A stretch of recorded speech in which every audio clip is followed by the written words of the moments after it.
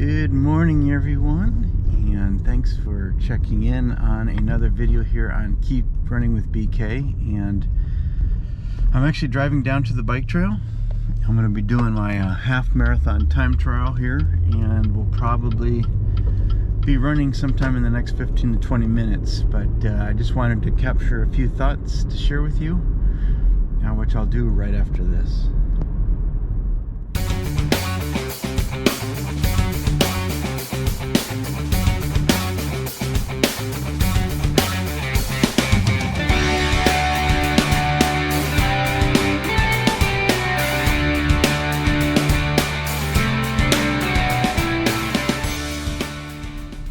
So a little over a week ago, I ran a 10K time trial, and this morning I'm headed down to the bike trail where I'll be running a half marathon time trial. And really the motivation for this was I was training for the Cleveland Marathon, which would have been in about 2 to 3 weeks at the time of recording this, but about a month ago it was postponed due to the pandemic, and that really let the wind out of my sails. I was also dealing with some knee issues related to IT band syndrome, and I wanted to just back off the mileage, focus on dealing with that, so that I can continue to run and not be sidelined or injure myself even further.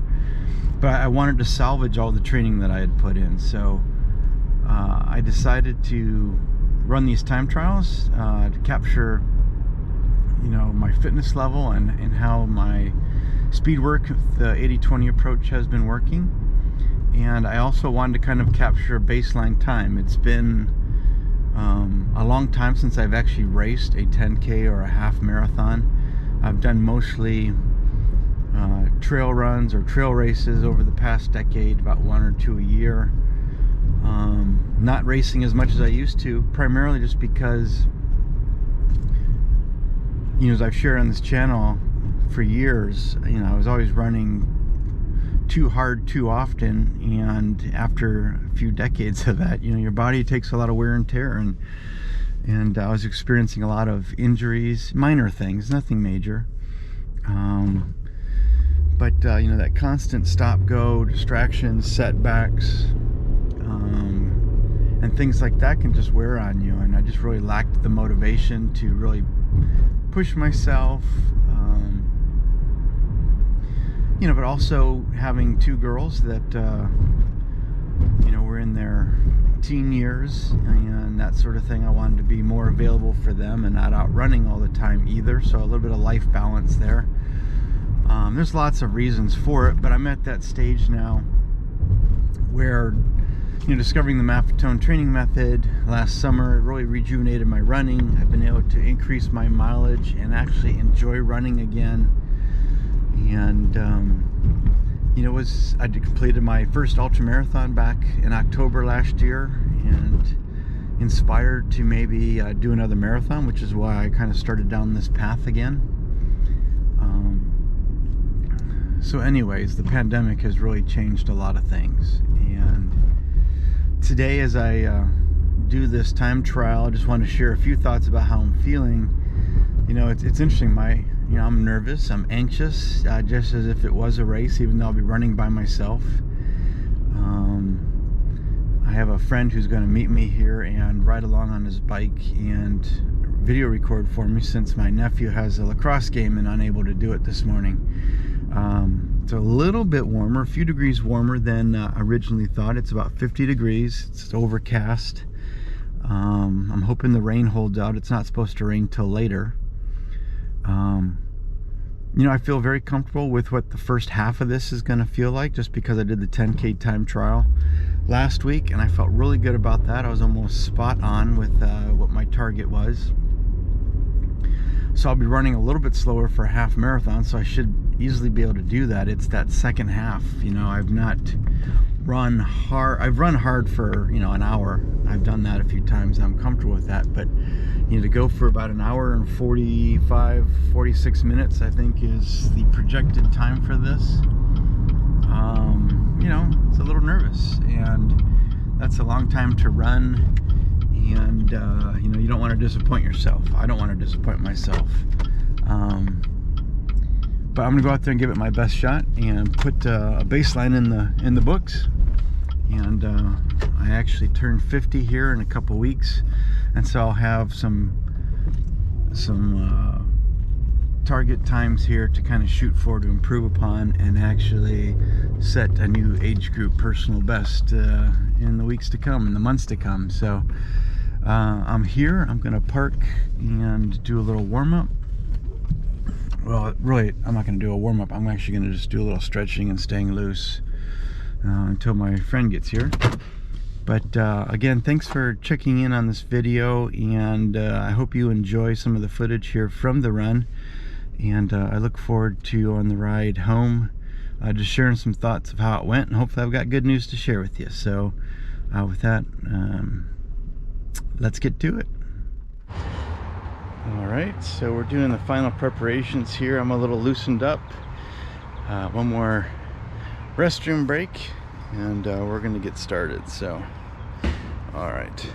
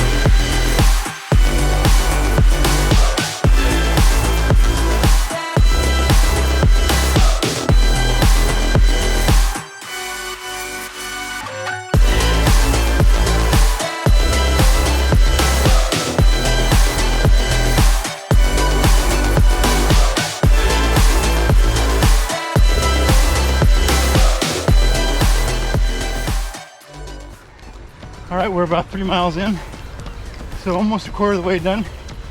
My goal was to go out roughly 8-minute pace, and I'm about 7:57, and the heart rate's about 155, 154 average, which is probably what I was hoping for and expecting. So, keep going.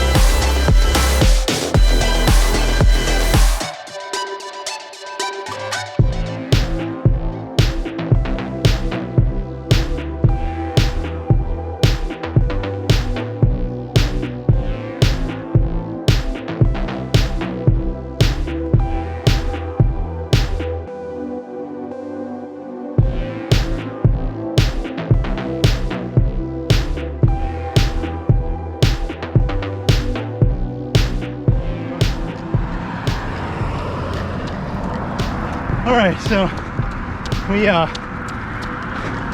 missed the 6 mile split because of the cross traffic turns are showing up for the soccer game.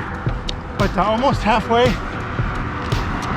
I'm right on target for the pace that I was hoping to run at this point. Heart rate's a little elevated, so we'll see how the back half goes. But so far, so good.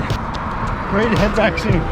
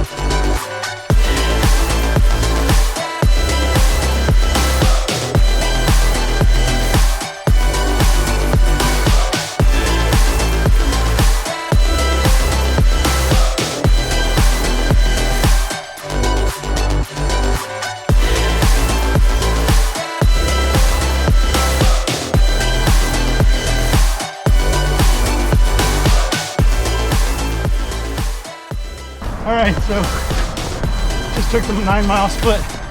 I'm a little off the pace where I was hoping to be, but not too far off. I'm feeling steady, but I'm just now starting to feel it in my leg. So this last push is going to be really interesting. Stay tuned.